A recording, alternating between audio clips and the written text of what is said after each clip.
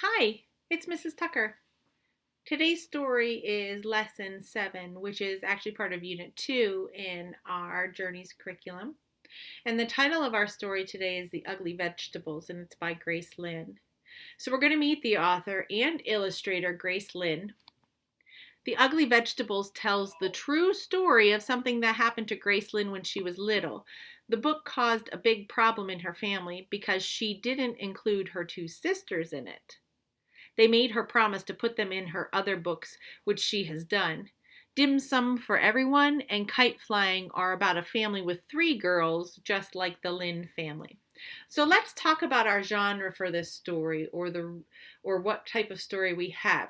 This is a realistic fiction story, and we have learned with our other realistic fiction stories like Teacher's Pets and Henry and Mudge that these are stories that could really happen, but they're fiction, so they're make-believe stories.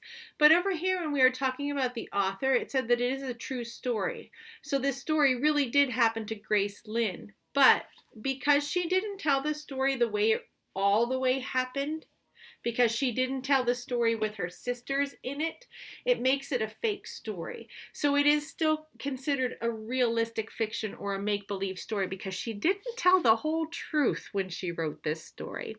But as we read, we're going to find that there are some characters who act like real people, and there's a problem that a real person might have in this story. And our essential question that we will talk about as we read through this story is, what can you learn from planting a garden? We'll think about that as we move through our story for the next few days. In the spring, I helped my mother start our garden. We used tall shovels to turn the grass upside down, and I saw pink worms wriggle around. It was hard work. When we stopped to rest, we saw that the neighbors were starting their gardens too. "Hello, Irma," my mother called to Miss Crumerine. Mrs. Crumerine was digging too. She was using a small shovel, one that fit in her hand. "Mommy," I asked, "why are we using such big shovels? Mrs. Crumerine has a small one." "Because our garden needs more digging," she said. I helped my mother plant the seeds, and we dragged the hose to the garden. "Hi, Linda. Hi, Mickey," I called to the Fitzgeralds. They were sprinkling water on their garden with green watering cans. "Mommy," I asked, "why are we using a hose? Linda and Mickey use watering cans." "Because our garden needs more water," she said.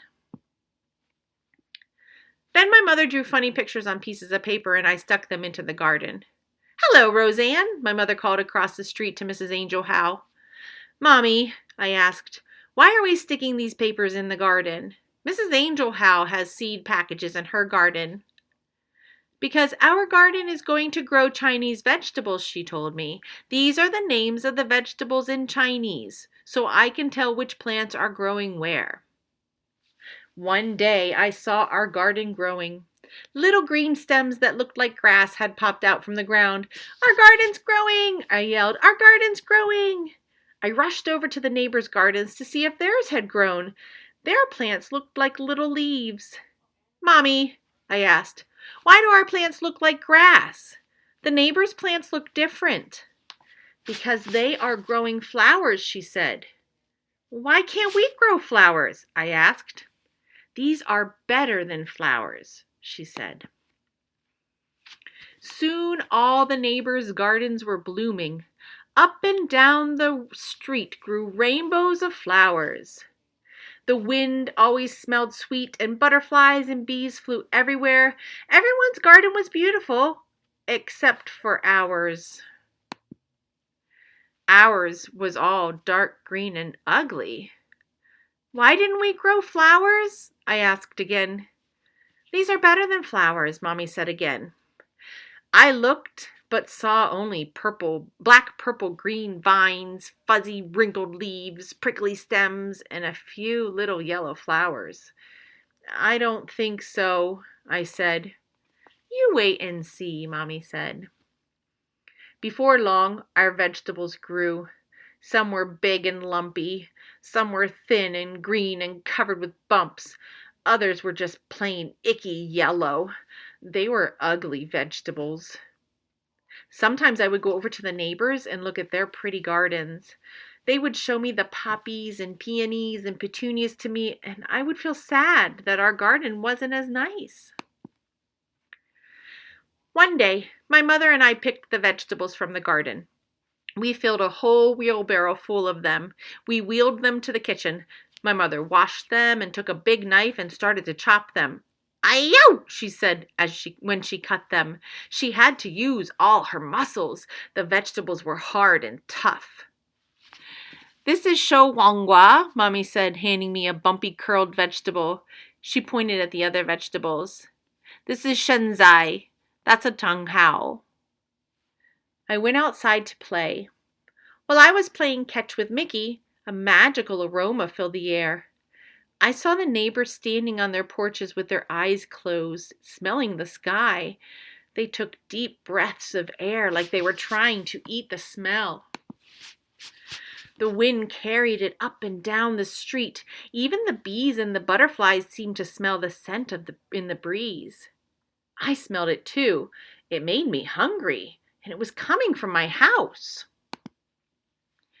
When I followed it to my house, my mother was putting a big bowl of soup on the table. The soup was yellow and red and green and pink. "This is a special soup," Mommy said, and she smiled. She gave me a small bowl full of it, and I tasted it. It was so good. The flavors of the soup seemed to dance in my mouth and laugh all the way down to my stomach. I smiled. "Do you like it?" Mommy asked me. I nodded and held out my bowl for some more. "It's made from our vegetables," she told me. Then the doorbell rang, and we ran to open the door. All our neighbors were standing at the door holding flowers.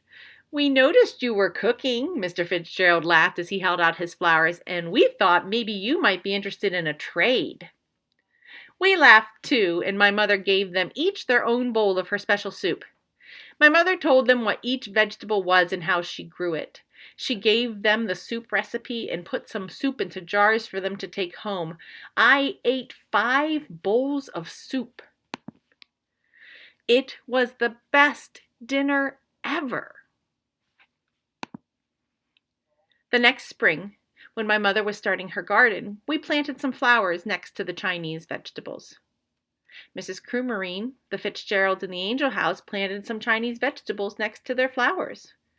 Soon the whole neighborhood was growing Chinese vegetables in their gardens. Up and down the street, little green plants poked out of the ground. Some looked like leaves and some looked like grass, and when the flowers started blooming, you could smell soup in the air. That's the end of our story for today. As with all of our stories, if you'd like to go back and listen to it again, by all means, you can listen to it again. Otherwise, I will be talking to you soon. Have a good day. Bye.